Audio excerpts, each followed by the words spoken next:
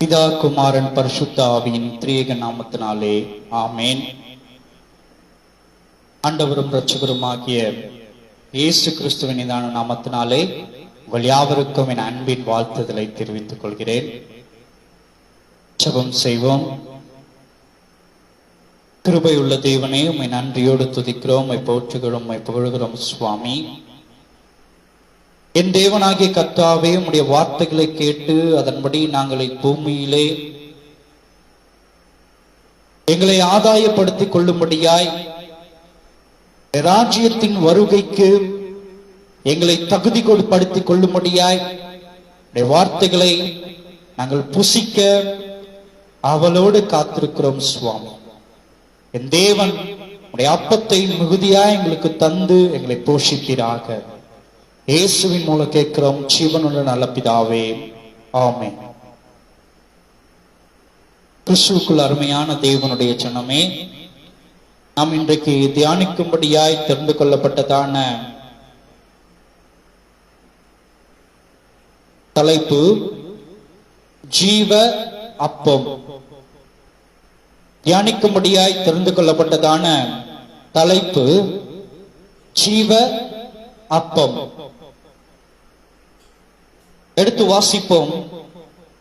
யோவான் எழுதின சுவிசேஷம் 6ஆம் அதிகாரம் 48ஆம் வசனம். யோவான் 6:48.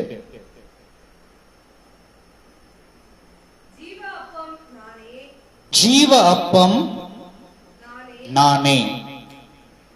கிறிஸ்துவுக்குள் அருமையான தேவனுடைய ஜனமே, ஆண்டவராகிய இயேசு கிறிஸ்து விண்ணகத்தை விட்டு இப்பூவுலகில் பிறந்து 33.5 ஆண்டு காலங்கள் இப்பூவுலகிலே அவர் வாழ்ந்தார். அந்த 33.5 ஆண்டு காலங்களில் ஏறக்குறைய 3.5 ஆண்டு காலங்கள் அவர் தேவனுடைய சித்தத்தை செய்யும்படியாய், பரலோகத்தின் திட்டங்களை நிறைவேற்றப்படும்படியாய் தன் ஊழியத்தை அவர் செய்தவராய் இப்பூமியிலே அவர் உலாவி வந்தார். அப்படிப்பட்டதான ஒரு தருணத்திலே ஆண்டவராகிய இயேசு கிறிஸ்து இவ்விதமாய் சொல்லுகிறார், ஜீவ அப்பம் நானே. அவர் யார்? ஜீவ அப்பமாய் இருக்கிற ஒரு கிறிஸ்துவாய் இருக்கிறார். எடுத்து வாசிப்போம். 33ஆம் வசனம், அதே அதிகாரத்தில் 33 நாம் வாசிப்போம்.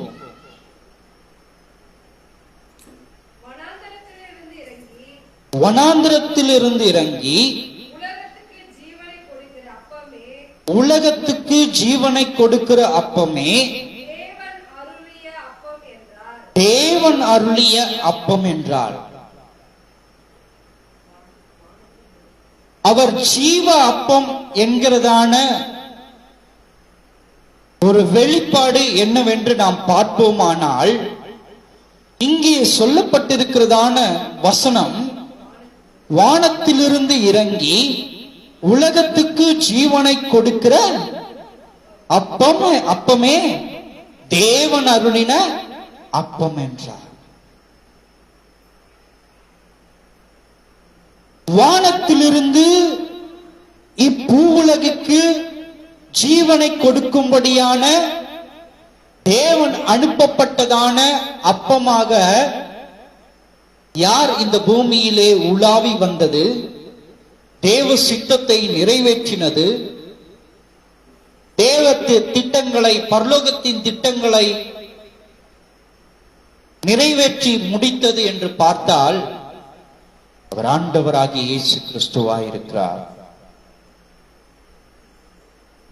கிறிஸ்துவுக்குள் அருமையான தேவனுடைய ஜனமே,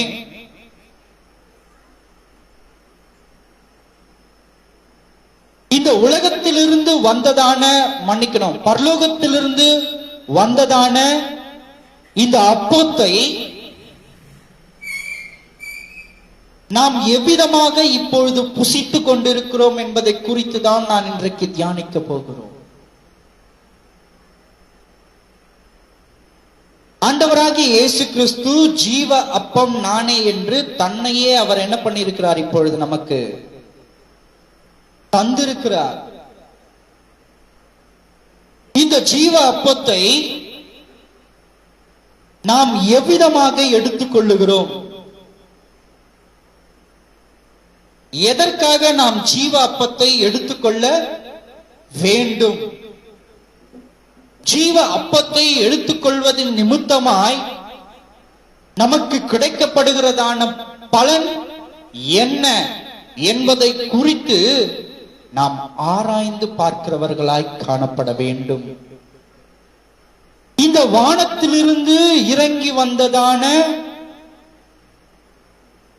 இந்த ஜீவ அப்பம்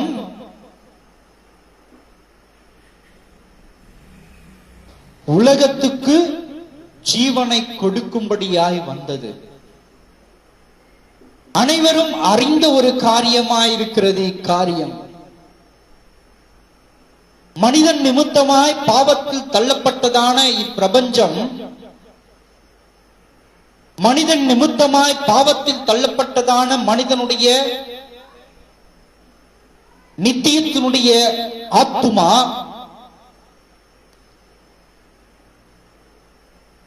இந்த நித்தியத்தினுடைய ஆத்துமா சாவுக்கு ஏதுவான, மரணத்துக்கு ஏதுவான ஒரு ஆத்துமாவாய் மாறி போனது.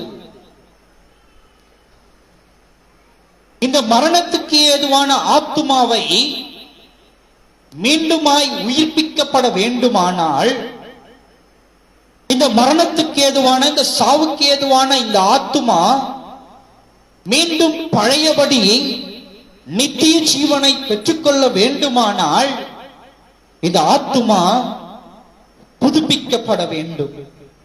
இந்த ஆத்துமாவுக்குள் ஜீவன் உட்பிரவேசிக்கப்பட வேண்டும். கிறிஸ்துவுக்குள் அருமையான தேவனுடைய ஜனமே, மனிதனை மண்ணினால் சிருஷ்டித்து வணைந்து தேவனாகிய கர்த்தர் தன்னுடைய ஜீவ சுவாசத்தை என்ன பண்றாரு?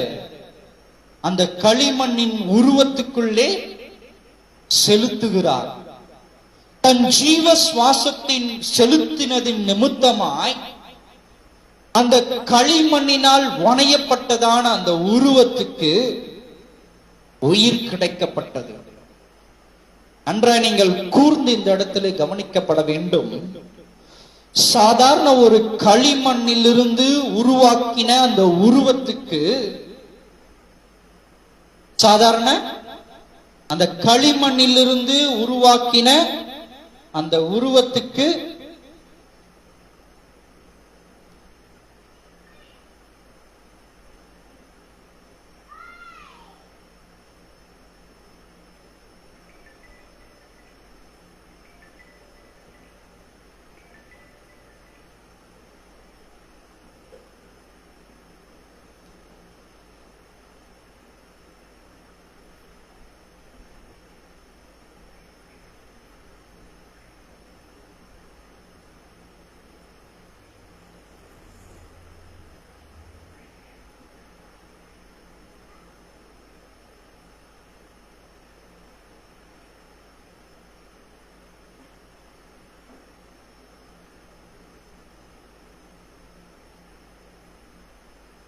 தேவனாகிய கர்த்தர் அந்த களிமண்ணை உருவாக்கின அந்த உருவத்துக்கு தன் ஜீவ சுவாசத்தை உள்ளே செலுத்தின பொழுது, நாசியின் வழியாய் செலுத்தின பொழுது அந்த களிமண் உயிர் பெற்றது. அது எப்படிப்பட்டதாய் உயிர் பெற்றது? நித்திய ஜீவனுக்கு ஏதுவான ஒரு மனிதனாய் உயிர் பெற்றதாய் காணப்படுகிறது. நன்றாய் அறிந்து கொள்ள வேண்டும். தேவனாகிய கர்த்தர் இப்பூ உலகில் மனிதனை உண்டாக்கின பொழுது நித்தியமாய் வாழக்கூடியதான மனிதனாகத்தான் உண்டாக்கினார். இந்த நித்தியத்தை நித்திய நித்தியமாய் வாழக்கூடியதான மனிதன் செய்ததான பாவத்தின் விளைவாக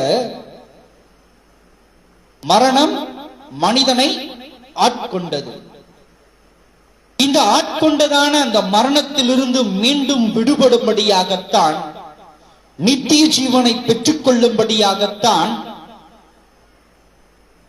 ஆண்டவராகிய இயேசு கிறிஸ்து தன் பரலோகத்தின் சிம்மாசனத்தை விட்டு இப்பூ உலகில் ஒரு தெய்வ குழந்தையாக பிறந்து தன் ஜீவனையே கொடுத்து நம்ம என்ன பண்ணிருக்கிறாரு? மீட்டெடுத்திருக்கிறார். தன் ஜீவனை கொடுத்ததின் நிமித்தமாக ஆண்டவராகிய இயேசு கிறிஸ்து சொல்லுகிறார், ஜீவ அப்பம் நானே என்று அவர் சொல்லுகிற தெய்வமாயிருக்கிறார்.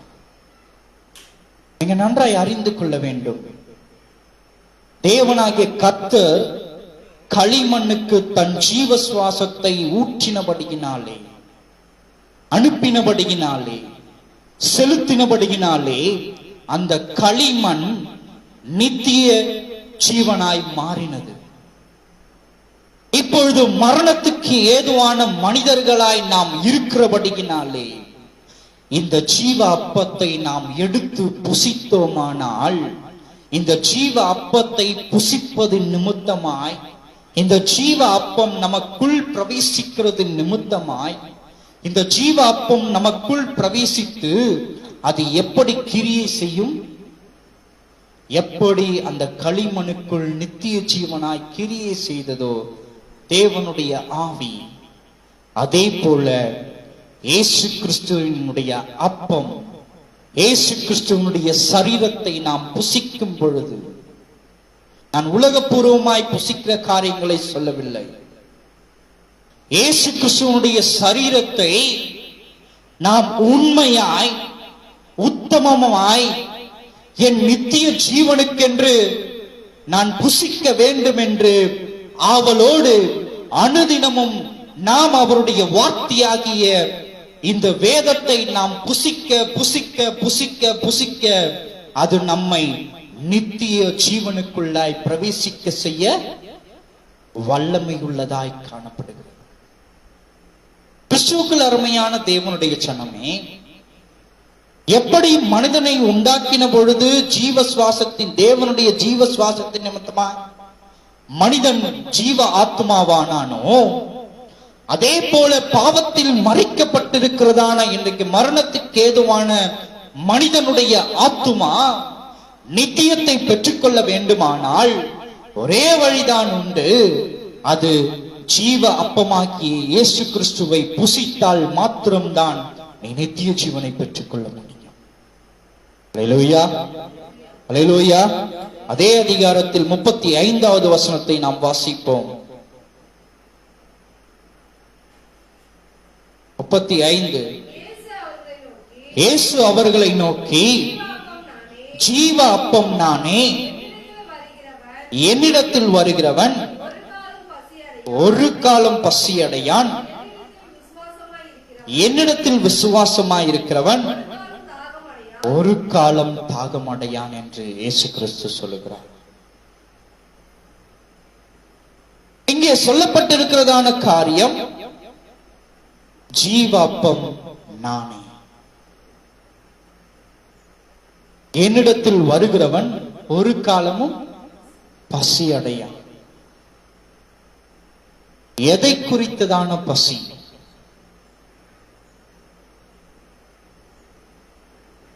இப்பிரபஞ்சத்தின் காரியங்களின் நிமித்தமாய் ஈர்க்கப்பட்டவர்களால்,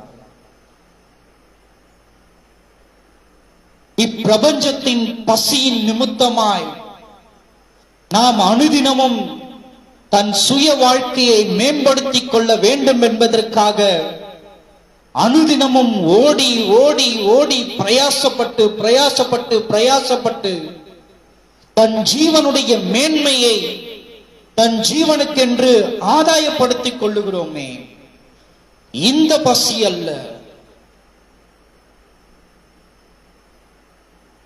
அவரை நாம் புசிக்கும் பொழுது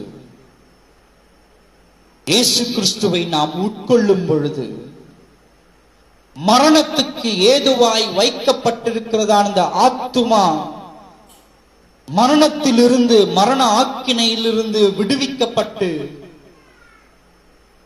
பசியே இல்லாத நித்திய ஜீவனை சுதந்தரித்துக் கொள்ளும்படியான கிரியை தான் இங்கே சொல்லப்பட்டிருக்கிறது. ஒரு காலமும் அவன் பசியடையான். யாரை புசிக்கும் பொழுது? இயேசு கிறிஸ்துவை நாம் புசிக்கும் பொழுது. இன்றைக்கு நாம் எத்தனை பேர் இயேசு கிறிஸ்துவை புசிக்கிறவர்களாய் காணப்படுகிறோம்? ஒரு காரியத்தை நீங்க நன்றாய் அறிந்து கொள்ள வேண்டும்.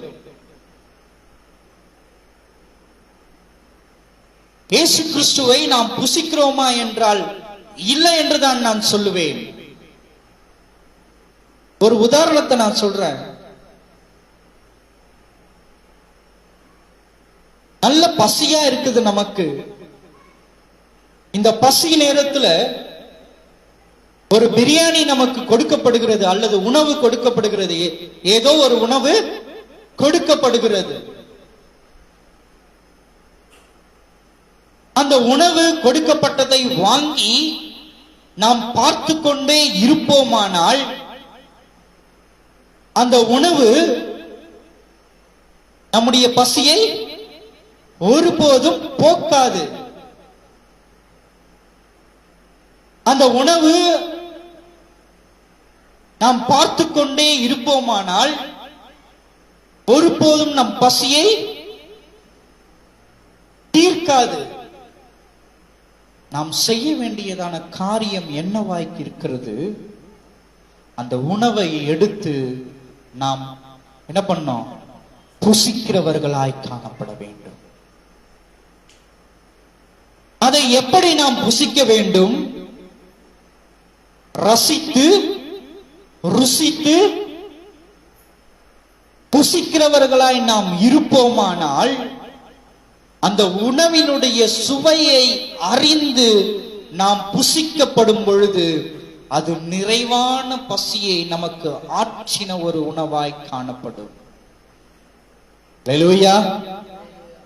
கிறிஸ்துவுக்குள் அருமையான தேவனுடைய ஜனமே, இந்த ஜீவ அப்பத்தை நாம் எப்படி ரசித்து புசிக்கிறோம்? எப்பொழுது இந்த ஜீவ அப்பத்தை நாம் ரசித்து புசிக்கிறவர்களாய் காணப்படுகிறோம்? ஒரு பொழுதுமே இல்லை.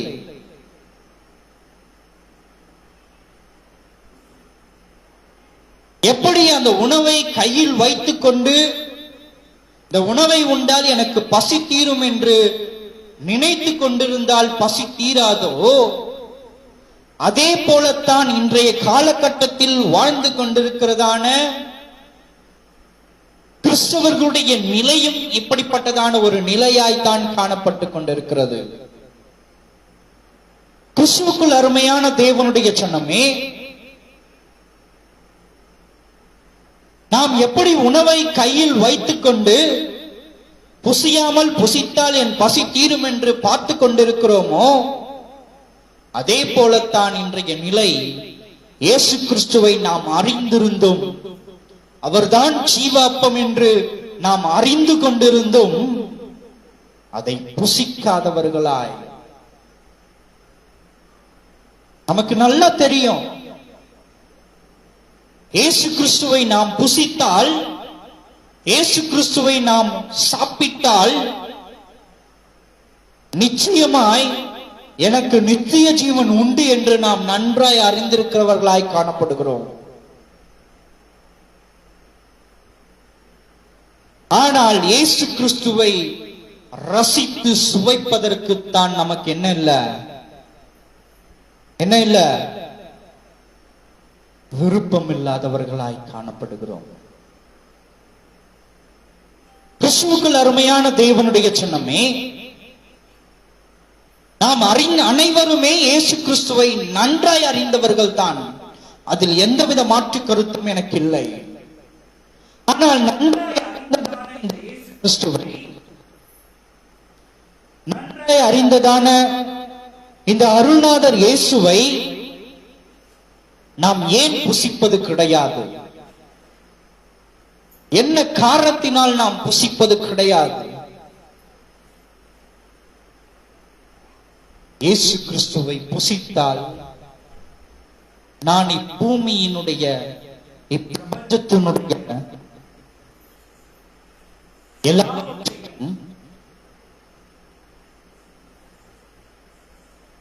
எல்லாவற்றையும் நான் என்ன செய்ய வேண்டும்? எல்லாவற்றையும் நான் என்ன செய்ய வேண்டும்? வெறுக்கிறவர்களாய் காணப்பட வேண்டும். இப்பிரபஞ்சத்தினுடைய எல்லாவற்றையும் நான் வெறுத்தால் இயேசுவை புசிக்கலாம் என்று நாம் அறிந்திருக்கிறபடியினால் இயேசுவை நாம் தெரிந்து வைத்திருக்கிறோம். ஆனால் புசிப்பதற்கு தான் நமக்கு என்ன இல்லை? மனம் இல்லை. இயேசுவை புசித்தால் நித்திய ஜீவன் உண்டென்று நாம் அறிந்திருக்கிறோம். அறிந்து என்ன பயன்? கையில் வைத்துக் கொண்டு இதை சாப்பிட்டால் எனக்கு பசி தீரும் என்று தெரிந்திருந்த பொழுது என்ன பயன்? அதை புசித்தால் மட்டும்தான் நமக்கு நித்திய ஜீவன் கிடைக்கப்படுகிறதான ஒரு பயனாய் காணப்படுகிறது. எடுத்து வாசிப்போம்மா. ஏசாயாவின் புஸ்தகம் 55ஆம் அதிகாரம் 1-2 வசனம் என்ன சொல்கிறது என்று நாம் பார்ப்போம். ஏசாயா 55 வசனம் 1-2.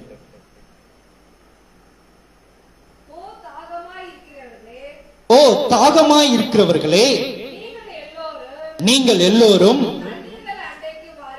தண்ணீர்கள் அண்டைக்கு வாருங்கள். பணம் இல்லாதவர்களே, நீங்கள் வந்து வாங்கி சாப்பிடுங்கள். நீங்கள் வந்து பணமும் இன்றி விலையும் இன்றி திராட்சரசமும் பாலும் கொள்ளுங்கள். நீங்கள் அப்பம் அல்லாததற்காக பணத்தையும்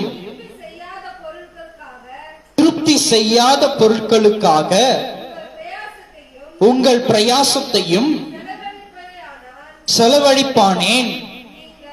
நீங்கள் எனக்கு கவனமாய் செவி கொடுத்து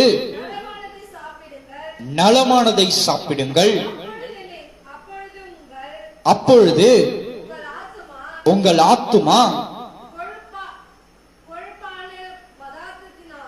கொழுப்பான பதார்த்தத்தினால் மகிழ்ச்சியாகும் என்று இங்கே சொல்லப்பட்டிருக்கிறது. கிறிஸ்துவுக்குள் அருமையான தேவனுடைய ஜனமே, நான் சொன்னது போல உணவை கையில் வைத்துக் கொண்டு இதை புசித்தால் எனக்கு பசி தீரும் என்று நினைத்து கொண்டிருந்தால் மாத்திரம் நமக்கு என்ன பண்ணாது? ஒருபொழுதும் பசி போகாது. ஏசாயா இங்கே சொல்லுகிறார், நீங்கள் அப்பம் அல்லாததற்கு பணத்தை திருப்தி செய்யாத பொருட்களுக்காக உங்கள் பிரயாசத்தையும் செலவழிப்பானே.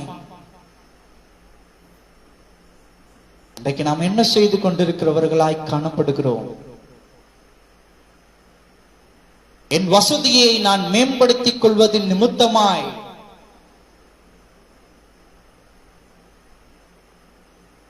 இந்த பூமியில் மாத்திரம்தான் எனக்கு ஒரு மரியாதை கிடைக்கப்படும் என்று அறிந்திருந்தும் நன்றாய் நமக்கு தெரியும், இந்த வசதி பெருக்குவதின் நிமித்தமாய் களஞ்சியத்தில் பொருளாதாரத்தை சேர்ப்பதின் நிமித்தமாய் வங்கியிலே பணத்தை சேர்ப்பதை குறித்து நான் பேசுகிறேன். பணத்தை சேர்ப்பதின் நிமித்தமாய் என் ஆஸ்திகளை உயர்த்திக் கொள்வதின் நிமித்தமாய் நான் ஒருபோதும் பரலோக ராஜ்யத்தை சுதந்திரிக்க முடியாது என்று அநேகர் இன்னைக்கு அறிந்திருந்தும் நாம் எதை நோக்கி ஓடுகிறவர்களாய் தான் இன்றைக்கு காணப்பட்டுக் கொண்டிருக்கிறோம்? இங்கே ஏசாயா சொல்லுகிறது போல, அப்பம் அல்லாததற்காக பணத்தையும், திருப்தி செய்யாத பொருட்களுக்காக உன் பிரயாசத்தையும், அந்த பொருளை சேர்ப்பதின் நிமித்தமாய், அந்த பணத்தை சேர்ப்பதின் நிமித்தமாய் ஒருபொழுதும் நமக்கு திருப்தி ஏற்படாது என்று நன்றாய் நமக்கு அறிந்திருந்தும் நாம என்ன செய்து கொண்டிருக்கிறோம்? இப்பொழுது அந்த பணத்தை நாம் சேர்க்கணும் சேர்க்கணும் சேர்க்கணும்ட்டு ஓடி ஓடி ஓடி அனுதினமும் தம் ஜீவனை செலவழித்து என்ன பண்றோம்?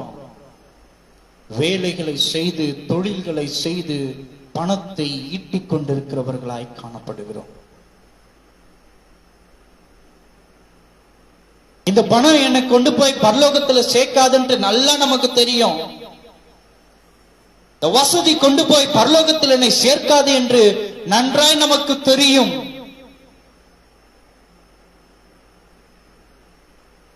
இதை அறிந்திருந்தும் நாம் இதையே நாடி நாடி நாடி தேடி ஓடுகிறவர்களாய் காணப்படுகிறோம். ஒரு காரியத்தை நன்றாய் அறிந்து கொள்ள வேண்டும். பசி தீர வேண்டுமானால் இங்கே ஏசாயா சொல்வது போல, நீங்கள் எனக்கு கவனமாய் செவி கொடுத்து நலமானதை சாப்பிடுங்கள், அப்பொழுது உங்கள் ஆத்துமா கொழுப்பான பதார்த்தத்தினால் மகிழ்ச்சியாக. நலமான இந்த வேதத்தில் காணப்படுகிறதான அப்பத்தை நாம் புசிக்கிறவர்களாய் காணப்பட வேண்டும். நலமான செழுமையான கொழுப்பான பதார்த்தங்கள் அநேகம் இவைகளுக்குள் காணப்படுகிறது.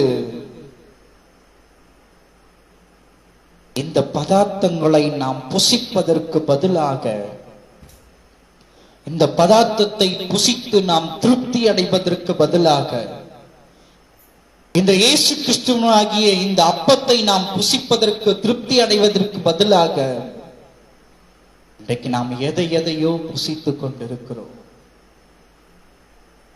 எவையவைகளையோ புசித்துக் கொண்டிருக்கிறோம். இங்கே ஓடினால் என் ஆத்துமா திருப்தி அடையுமா என்றால் அந்த இடத்துக்கு நாம் ஓடிக்கொண்டிருக்கிறோம். இந்த கூட்டத்துக்கு போனா என் ஆத்துமாவுக்கு ஒரு திருப்தி கிடைக்கும்ட்டு அந்த கூட்டத்துக்கு ஓடிக்கொண்டிருக்கிறோம்.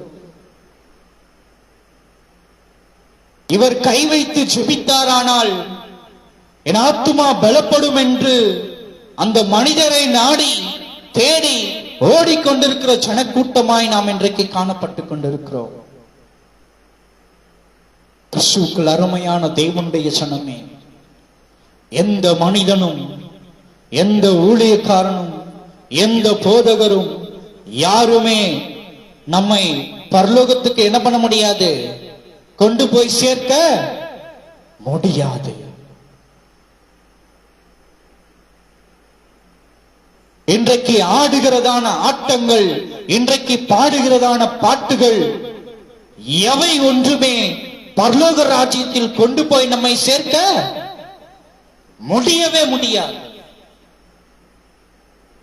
நாம் நித்தியத்தை சுதந்திரித்துக் கொள்ள வேண்டுமானால் வேதத்தில் சொல்லப்பட்டிருக்கிறதான இந்த ஜீவ அப்பத்தை நாம் புசிக்கிறவர்களாய் காணப்பட வேண்டும். இந்த ஜீவ அப்பத்தை நாம் புசிக்கிறவர்களாய் காணப்படுகிறோம். பாருங்க, 1 ராஜாக்களின் புஸ்தகம் எடுத்து வாசிக்க வேண்டாம். 19ஆம் அதிகாரம் 5ஆம் வசனத்திலிருந்து நாம் பார்ப்போமானால், எலியா தன் ஜீவனை காத்துக்கொள்ள வேண்டும்படியாய் வனாந்தரத்தில் என்ன பண்றான்? அலைந்து திரிகிறவனாய் காணப்படுகிறான். எதற்கு? தன் ஜீவனை காத்துக்கொள்ள வேண்டும் என்று. அப்படி அலைந்து திரிகிறதான தருவாயிலே எலியா சோர்வுற்றவனாய் ஒரு சூறை செடியின் நிழலிலே என்ன பண்றான்? சூறை செடியின் நிழலில் என்ன பண்றான்? ஓய்வெடுக்கிறவனாய் காணப்படுகிறான். கிறிஸ்துவுக்குள் அருமையான தேவனுடைய ஜனமே, அப்படி அவன் ஓய்வெடுக்கிறதான அந்த நேரத்திலே ஒரு தூதன் தணலில் சுடப்பட்டதான அடையை கொண்டு வந்து எலியாவுக்கு கொடுக்கிறான். எலியாவே, நீ இத என்ன பண்ண? புசி, சாப்பிடு. ஏன்? நீ போக வேண்டியதான தூரம் வெகு தூரமா இருக்கிறது. நீ போக வேண்டியதான தூரம் வெகு தூரம், ரொம்ப தூரம் நீ போகணும். அவ்வளவு தூரம் நீ போனோம்னா அந்த பிரயாணத்துக்கு உன்னுடைய சரீரம் ஈடு கொடுக்கப்பட வேண்டுமானால் என்ன பண்ணும்? இந்த அப்பத்தை புசித்தால் மாத்திரம்தான் அவ்வளவு தூர பிரயாணத்துக்கு உன் சரீரம் பலனுள்ள சரீரமாய் காணப்படும் என்று தேவதூதன் தலனில் சுடப்பட்டதான அடையை எலியாவினிடத்திலே கொடுக்கிறான். நடந்த காரியம் என்ன? எலியா அதை புசித்து மீண்டுமா என்ன பண்ணிட்டாரு? அந்த சூறை செடியின் நிழலிலே படுத்து உறங்கி போனார். வசனம் இங்கே தெளிவாய் சொல்லப்பட்டிருக்கிறது. 1 ராஜாக்களின் புஸ்தகம் 19ஆம் அதிகாரம் 5ஆம் வசனத்திலிருந்து நாம் பார்ப்போமானால், தணலில் சுடப்பட்டதான தேவதூதன் கொடுத்ததான அந்த அடையை வாங்கி எலியா சாப்பிட்டு மீண்டுமாய் அந்த சூறை செடியினுடைய நிழலிலே அவன் நித்திரை பண்ணினான் என்று வாசிக்கிறோம். இன்றைக்கு ஒவ்வொருடைய கிறிஸ்தவனுடைய நிலைமையும் இதே நிலையாகத்தான் காணப்பட்டுக் கொண்டிருக்கிறது. ஒரு பிரச்சனை மத்தியிலே, ஒரு போராட்டத்தின் மத்தியிலே, ஒரு நிந்தைகள் அவமானங்கள் மத்தியிலே நாம் இயேசுவினுடைய பாதத்தண்டையிலே வந்து சேருகிறவர்களாய் காணப்படுகிறோம். இயேசுவை நாடி வரும் பொழுது அவர் நம்மை அரவணித்த தேவனாய் இருக்கிறார். அவர் நம் மீது அன்பு கூறின தேவனாய் இருக்கிறார். அவர் அன்பு கூறினதின் நிமித்தமாக தன்னையே ஜீவ அப்பமாய் நமக்கு என்ன பண்ணிருக்கிறாரு? இந்த வேதத்தின் வார்த்தைகளின் நிமித்தமாய் கொடுத்திருக்கிறார். வேதத்தின் வார்த்தைகளை புசிக்கிற நாம் ஆரம்ப காலகட்டத்திலே உற்சாகமா என்ன பண்றோம்? அப்பத்தை அதிகமாய் புசிக்க வேண்டும், புசிக்க வேண்டும், புசிக்க வேண்டும் என்று நன்றாய் நாம் புசிக்கிறோம். அந்த புசித்ததின் மயக்கத்தில் நித்திரை பண்ணுகிறவர்களாய் நாம் காணப்படுகிறோம். அங்கே சொல்லப்பட்டிருக்கிறதான காரியம் என்ன? எலியாவே, நீ போகிற தூரம் வெகு தூரம், ரொம்ப தூரம் போகணும்.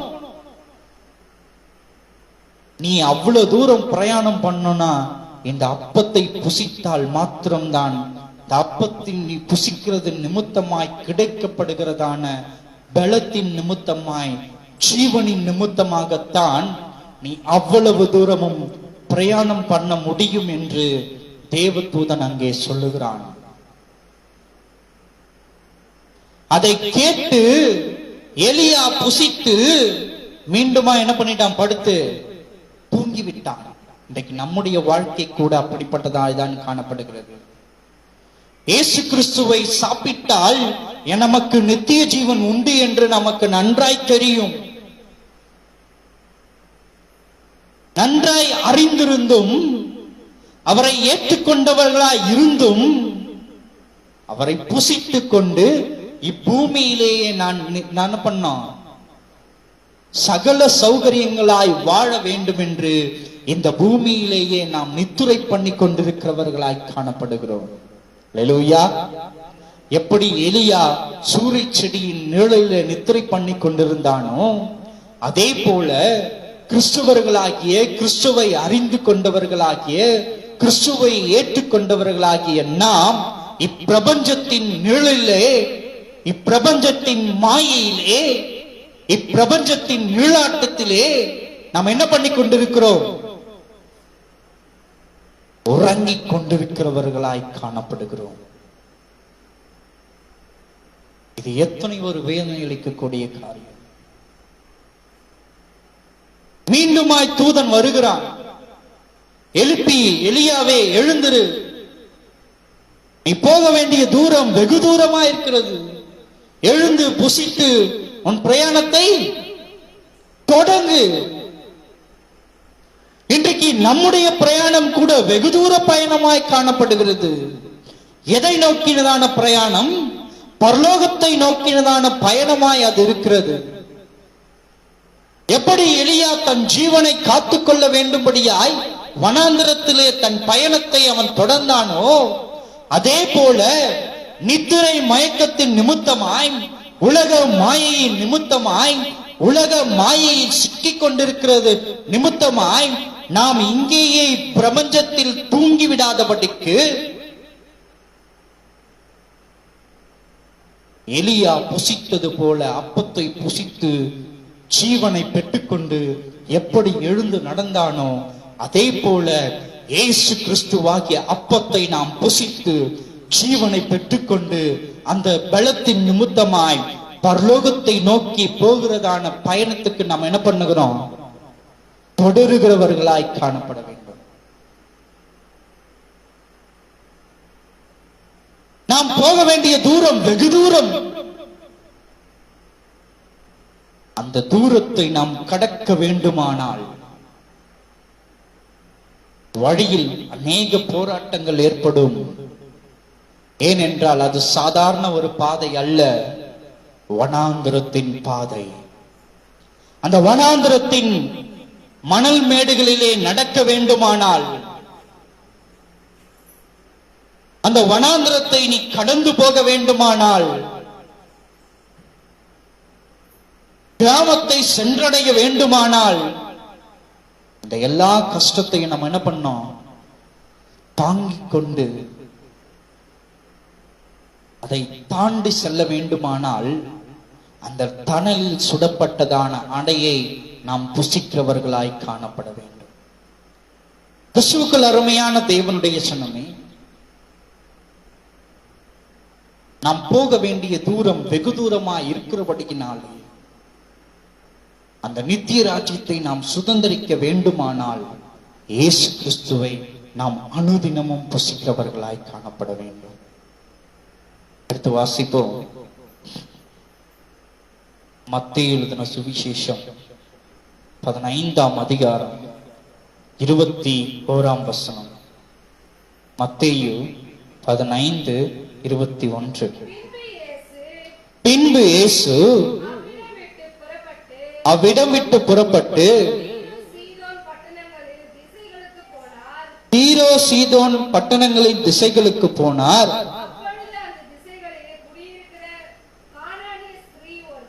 அப்பொழுது அந்த திசைகளில் குடியிருக்கிற கானானிய ஸ்திரீ ஒருத்தி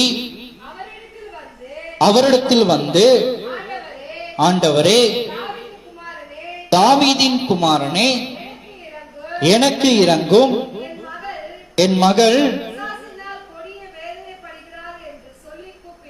பிசாசினால் கொடிய வேதனைப்படுகிறாள் என்று கூப்பிட்டாள். அவனுக்கு பிரதியுத்தரமாக அவர் ஒரு வார்த்தையும் சொல்லவில்லை. அப்பொழுது அவருடைய சீஷர்கள் வந்து, இவள் நம்மை பின்தொடர்ந்து கூப்பிடுகிறாளே, இவளை அனுப்பிவிடும் என்று அவரை வேண்டிக் கொண்டார்கள். அதற்கு அவர், காணாமற் போன ஆடுகளாகிய இஸ்ரவேல் வீட்டாரிடத்திற்கு அனுப்பப்பட்டேனே அன்றி மற்றபடி அல்லவென்றார். அவள் வந்து, ஆண்டவரே எனக்கு உதவி செய்யும் என்று அவரை பணிந்து கொண்டாள். அவர் அவளை நோக்கி பிள்ளைகளின் அப்பத்தை எடுத்து நாய்க்குட்டிகளுக்கு போடுகிறது நல்லதல்லவென்றார். அதற்கு அவள், மெய்தான் ஆண்டவரே, ஆகிலும் நாய்க்குட்டிகள் தன் எஜமானின் மேஜையிலிருந்து விழும் துணிக்கைகளை தின்னுமே என்றார். இயேசு அவளுக்கு பிரதியுத்தரமாக, ஸ்திரீயே, உன் விசுவாசம் பெரிது, நீ விரும்புகிறபடி உனக்கு ஆக கடவது என்றார். அந்நேரமே அவள்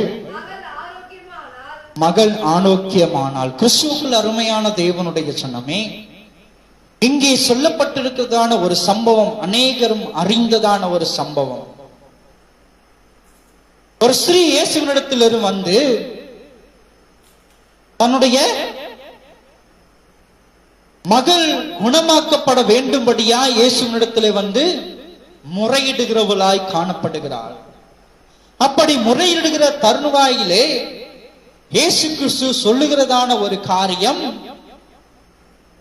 ஏமா, நான் இஸ்ரவேல் வீட்டார்களுக்கு அவர்களை ரட்சிக்கும்படியாகத்தான் அனுப்பப்பட்டேன் என்று இயேசு கிறிஸ்து இங்கே ஒரு மறைபொருளை வெளிப்படுத்துகிறவராய் காணப்படுகிறார். இந்த வாக்கியத்தை நாம் சர்வ சாதாரணமாய் வாசித்து விட்டு கடந்து போகிறோம். இந்த வசனத்தை நம்ம இன்னொரு வாட்டி கூட வாசிப்போமா? வாசிங்க பார்க்கலாம். இல்ல, அது இல்ல. நான் இஸ்ரவேல் வீட்டாருக்கு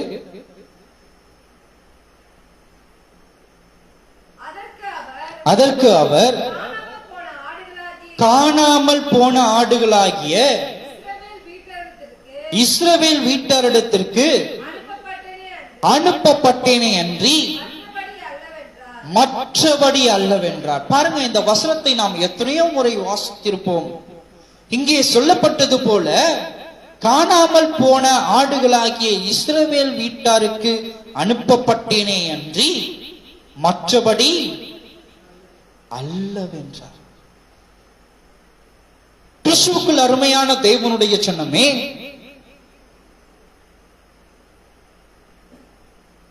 அவர் இஸ்ரவேலை மீட்கும்படியாகத்தான், இஸ்ரவேல் என்கிறதான கூட்டத்தை மீட்கும்படியாகத்தான் இந்த பூமியிலே என்ன பண்ணாரு? தெய்வ குழந்தையாக பிறந்தார். தன் சிங்காசனத்தை விட்டு இறங்கி வந்தார். அவர்களை ரட்சிக்க வேண்டும் என்பதுதான் தேவனுடைய திட்டமாக காணப்பட்டது. அவர்களை மீட்டெடுக்க வேண்டும்படியாகத்தான் அவர் வந்தேன் என்று அவராகவே சொல்லுகிறவராகவும் காணப்படுகிறார். ஒரு காரியத்தை நீங்க நன்றாய் அறிந்து கொள்ள வேண்டும். இது சாதாரணமாய் வாசித்து நாம் கடந்து போகிறதான ஒரு வார்த்தை அல்ல. சாதாரணமாய் வாசித்து கடந்து போகிறதான ஒரு வார்த்தை அல்ல. காரணம் என்ன? இப்பிரபஞ்சத்தில் வீற்றிருக்கிறதான அத்தனை மனித குலமும் மரணம் என்கிறதான ஆக்கணைக்குள்ளாய் ஆக்கப்பட்டிருக்கிறதான ஒரு நிலை. மனிதனாய் பிறக்கிறதான ஒவ்வொரு ஜீவனும் மரணத்துக்கு ஏதுவாக வைக்கப்பட்டிருக்கிறதான ஒரு நிலை இருந்த பொழுது இயேசு சொல்லுகிறார், நான் உங்களுக்காகலாம் வரல. அவர் யாரு? அவர் யாரு? ஜீவாப்பம். அவரே சொல்றார், நான் ஜீவாப்பம், நானே, நான் தான் ஜீவாப்பம். இந்த இடத்துல சொல்றாரு, நான் உனக்கு வரல, நான் உனக்கு நித்திய ஜீவனை கொடுக்கும்படியாக இந்த பூமிக்கு இறங்கி வரவில்லை. நீ பரலோகத்தை சுதந்திரித்துக் கொள்ள வேண்டும் என்பதற்காக நான் என் சிம்மாசனத்தை விட்டு இறங்கி வரவில்லை. காணாமல் போனதான என் ஆடுகளாகிய இஸ்ரவேல் என்கிறதான கூட்டத்தை மீட்டெடுக்கும்படியாகத்தான் இந்த பூமிக்கு நான் என் விண்ணகத்தை விட்டு இறங்கி வந்தேன் என்று ஆண்டவராகிய இயேசு கிறிஸ்து சொல்லுகிறார். நன்றாய் அறிந்து கொள். அப்பம் இஸ்ரவேல் என்கிறதான ஒரு கூட்ட ஜனங்களுக்கு கொடுக்கப்பட்டதான அப்பம். அது விண்ணகத்திலிருந்து இறங்கி வந்த அப்பம். இஸ்ரவேல் என்கிறதான ஒரு கூட்டத்துக்கு புசிக்கும்படியாய் கொடுக்கப்பட வேண்டியதான கட்டளையாயிருந்த அப்பம் அது. இந்த அப்பத்தை அவர்கள் புசியாமல் வேண்டாம் என்று என்ன பண்ணிவிட்டார்கள்? உதாசீனப்படுத்தி விட்டார்கள். இந்த அப்பம் எங்களுக்கு வேண்டாம், இந்த அப்பத்தை புசிப்பதன் நிமித்தமாய் எனக்கு நித்திய ஜீவன் கிடைக்கப்படும் என்று ஒரு நம்பிக்கை எனக்கு இல்லை என்று அந்த அப்பத்தை, விண்ணகம் விட்டு இறங்கி வந்த அந்த நித்திய ஜீவனை கொடுக்கக்கூடியதான அந்த அப்பத்தை புசிக்க அவர்கள் மறுத்ததின் நிமித்தமாக அந்த அப்பம் இன்றைக்கு உங்களுக்கும் எனக்கும் கொடுக்கப்பட்டிருக்கிறது. அல்லேலூயா, அல்லேலூயா. தகுதி இல்லாத நமக்கு அந்த அப்பம் இன்றைக்கு கொடுக்கப்பட்டிருக்கிறது. தகுதி இல்லாத நமக்கு கொடுக்கப்பட்டிருக்கிறதான இந்த உணவு நீ எப்படி எடுத்துக்கொள்ள வேண்டும்? பயபக்தியோடு புசிக்கப்பட வேண்டும்.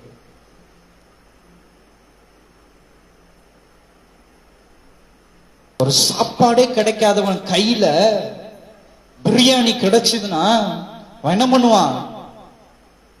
எவ்வளவு சீக்கிரம் சாப்பிட்டு திருப்தி அடைய முடியுமோ அவ்வளவு சீக்கிரம் அதை என்ன பண்ணுவான்? வேக வேகமா வேக வேகமா வேக வேகமா சாப்பிட்டு அந்த பிரியாணி என்ன பண்ணுவான்? முழுவதுமாய் நிறைவு செய்து திருப்தி அடைகிறவனாய் காணப்படுவான். கிறிஸ்துவுக்குள் அருமையான தேவனுடைய ஜனமே, இஸ்ரவேல் என்கிறதான கூட்டத்துக்கு கொடுக்கப்பட வேண்டியதான அப்பம் அவர்கள் வேண்டாம் என்று உதாசீனப்படுத்தினபடினாலே இன்றைக்கு உனக்கும் எனக்கும் கொடுக்கப்பட்டிருக்கிறது. இந்த அப்பத்தை பெற்றுக்கொண்ட நீங்களும் நானும் இன்றைக்கு என்ன செய்ய வேண்டும்? வேக வேகமாய் புசிக்கிறவர்களாய் காணப்பட வேண்டும். வேக வேகமாய் புசிப்பதை மறந்து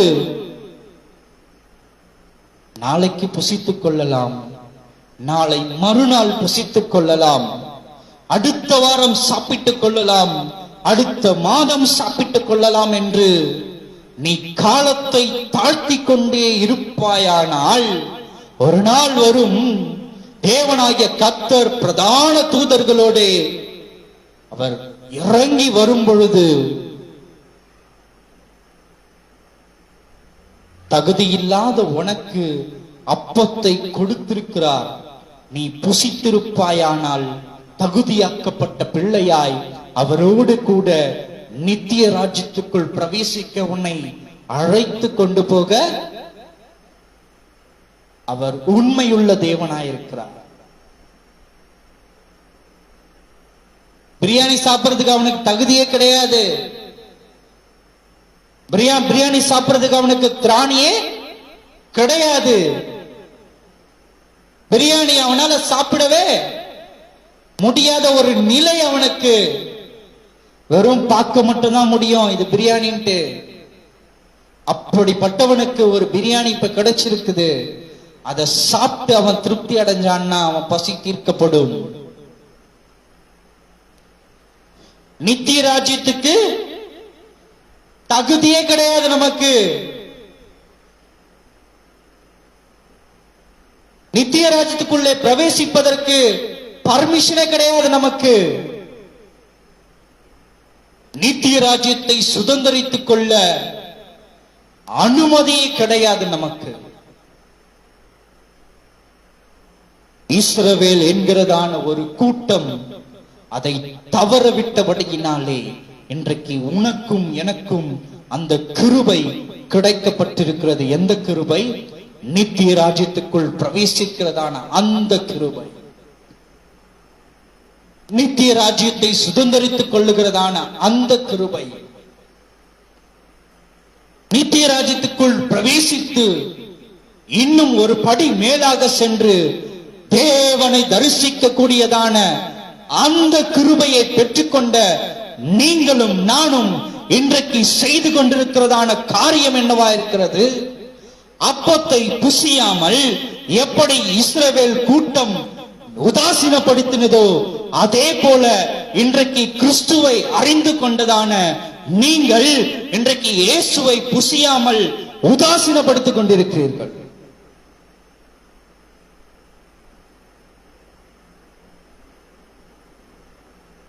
அவர் சொல்லுகிறார், ஜீவ அப்பம் நானே, ஜீவ அப்பம் நானே.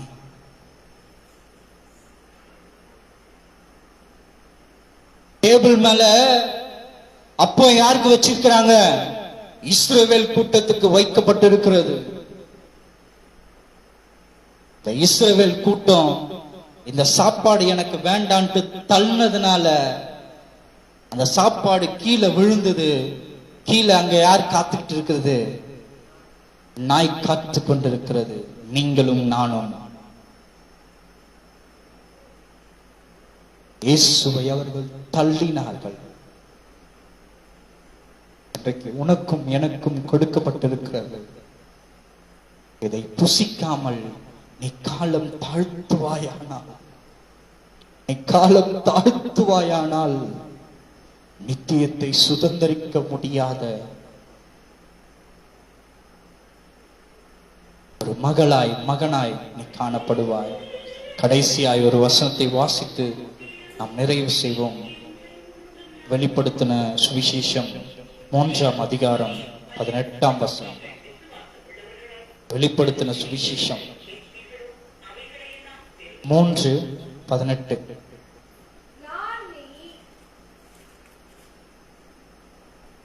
வாசிங்க. நான் நீ ஐஸ்வர்யவனாகும்படி நெருப்பிலே புடமிடப்பட்ட பொன்னையும் உன் நிர்வாணமாக்கிய அவலட்சணம் தோன்றாதபடிக்கு நீ உடுத்திக் கொள்வதற்கு வெண் வஸ்திரங்களையும் என்னிடத்திலே வாங்கிக் கொள்ளவும் நீ பார்வை அடையும்படிக்கு உன் கண்களுக்கு கலிகம் போடவும் வேண்டும் என்று உனக்கு ஆலோசனை சொல்லுகிறேன். கிறிஸ்துவுக்குள் அருமையான தேவனுடைய சொன்னமே,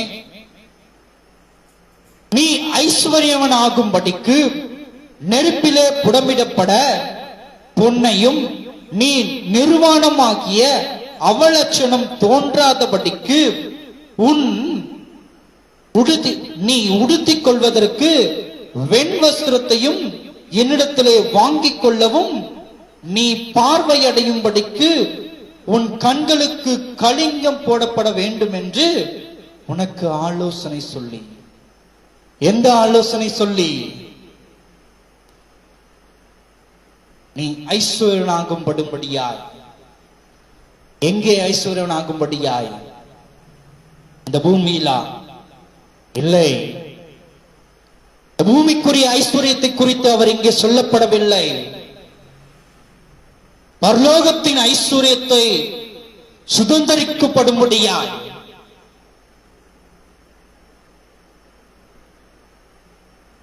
பரலோகத்தின் ஐஸ்வர்யத்தை சுதந்திரிக்கப்படும்படியாய் பாவம் என்கிறதான நிர்வாணம் உன்னை விட்டு அகன்று போனால், அப்படியே பாவம் என்கிறதான நிர்வாணி என்கிறதான எண்ணம் உன்னை விட்டு அகன்று போனால் மாத்திரம்தான் இயேசு கிறிஸ்து உனக்கென்று வைத்திருக்கிறதான அந்த வெண்வஸ்திரத்தை நீ வாங்கி என்ன பண்ண முடியும்? அணிந்து கொள்ள முடியும். கிறிஸ்துவுக்குள் அருமையான தேவனுடைய ஜனமே, நீ ஐஸ்வர்யவனாக வேண்டும். எங்கே? நித்திய ராஜ்யத்திலே. அந்த ஐஸ்வர்யவனாக வேண்டுமானால் உன் பாவங்கள் இப்பூமியில் இருந்து அகற்றப்பட வேண்டும். உன் பாவம் அகற்றப்பட வேண்டுமானால் ஜீவ அப்பத்தை நீ புசிக்கப்பட வேண்டும். இந்த ஜீவ அப்பத்தை நீ புசித்து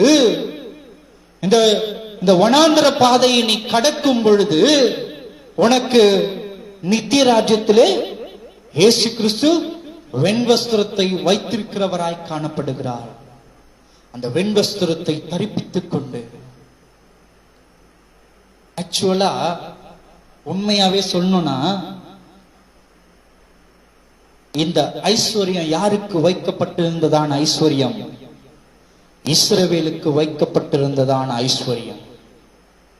இந்த வெண்வஸ்திரம் யாருக்கு வைக்கப்பட்டிருக்கிறதான வெண்வஸ்திரம்? இஸ்ரவேல் என்கிறதான கூட்டத்துக்கு வைக்கப்பட்டிருக்கிறதான வெண்வஸ்திரம். அவர்கள் வேண்டாம் என்று சொன்னதினாலே இன்றைக்கு உனக்கும் எனக்கும் அது கொடுக்கப்பட்டிருக்கிறது. வாக்கு கொடுக்கப்பட்டிருக்கிறது. கரங்களில் கொடுக்கப்படவில்லை, வாக்கு கொடுக்கப்பட்டிருக்கிறது. என்ன வாக்கு? நானே ஜீவ அப்பம், என்னை புசிக்கிறவனுக்கு ஒரு காலமும் பசி அடையாது. அந்த அப்பத்தை நீ புசித்து தகுதி பெற்றால் உனக்கு வெண்வஸ்திரம் கொடுக்கப்படும். அந்த வெண்வஸ்திரத்தை தரிப்பித்துக் கொண்ட பிள்ளையாய் நித்திய ராஜ்யத்தின் ஐஸ்வர்யத்தை சுதந்திரித்துக் கொண்டு தேவனாகிய கர்த்தரை தரிசிக்க கூடியதான பாக்கியத்தை நீ என்ன பண்ணுவாய்? பெற்றுக்கொள்வாய். அல்லேலூயா, அல்லேலூயா. இந்த அப்பத்தை நாம் இன்றைக்கு புசிப்பதற்கு மறந்து போனவர்களாய், இந்த பிரபஞ்சத்துக்குரிய காரியங்களை ஆதாயப்படுத்திக் கொள்ளும்படியாய் இன்றைக்கு ஓடி ஓடி ஓடி நாம் அலைந்து திரிந்து கொண்டிருக்கிறோம். அழிவுக்கு ஏதுவான இப்பிரபஞ்சத்தை ஆதாயப்படுத்திக் கொள்ளும்படியாய். ஆனால் மறந்து போனவர்களாய் நாம் நின்று கொண்டிருக்கிறோம். எதை மறந்து போனவர்களாய்? அழியாமல் நித்தியத்தை கொடுக்கக்கூடியதான அப்பத்தை புசிப்பதற்கு மறந்தவர்களாய் காணப்படுகிறோம். கடைசியாய் ஒரே ஒரு காரியத்தை நான் சொல்லி நிறைவு செய்கிறேன். இஸ்ரவேல் என்கிறதான கூட்டத்துக்கு கொடுக்கப்பட வேண்டியதான அந்த அப்பம் அவர்கள் தள்ளினபடியினாலே இன்றைக்கு இஸ்ரவேல் அல்லாத கூட்டத்துக்காகிய நமக்கு கொடுக்கப்பட்டிருக்கிறது. ஒருவேளை நீயும் உதாசீனப்படுத்துவாயானால் நிச்சயமாய் சொல்லுகிறேன், உன்னையும் அவர் தள்ள ஒருபோதும் என்ன பண்ண மாட்டாரு? என்ன பண்ண மாட்டாரு? உனக்கு இது பே பண்ண மாட்டாரு.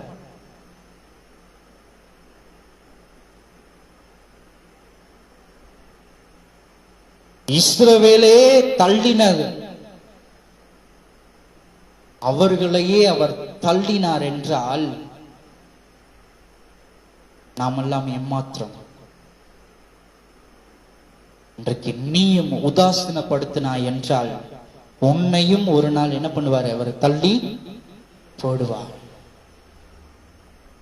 உன்னை அவர் தள்ளக்கூடாது என்றால் அந்த அப்பத்தை புசித்து தகுதியாக்கப்பட்டவர்களாய் வெண்வஸ்திரத்தை வாங்கி தரிப்பித்துக் கொண்டு நித்திய ராஜ்யத்துக்குள் பிரவேசித்து தேவனாகிய கர்த்தரை நாம் தரிசித்து அவரோடு கூட நித்திய வாழ்க்கையை நாம் வாழுகிறவர்களாய் காணப்படுவோம். ஜெபம் செய்வோம்.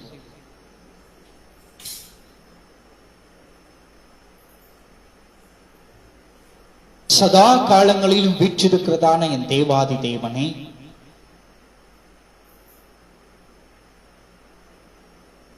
நீர் அனுப்பினதான இயேசு கிறிஸ்துவாகிய அந்த ஜீவ அப்பத்தை நாங்கள் புசிக்க மறந்தவர்களாய் இன்றைக்கு வாழ்ந்து கொண்டிருக்கிறோம் ஐயா.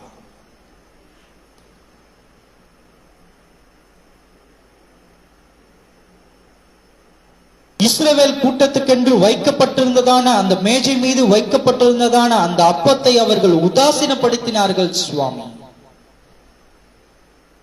இப்பொழுது அதை கெடுத்து நீர் எங்களுடைய கரங்களில் கொடுத்திருக்கிறீர் ஆண்டவரே. இவ்வளவு நாட்கள், இவ்வளவு காலங்கள்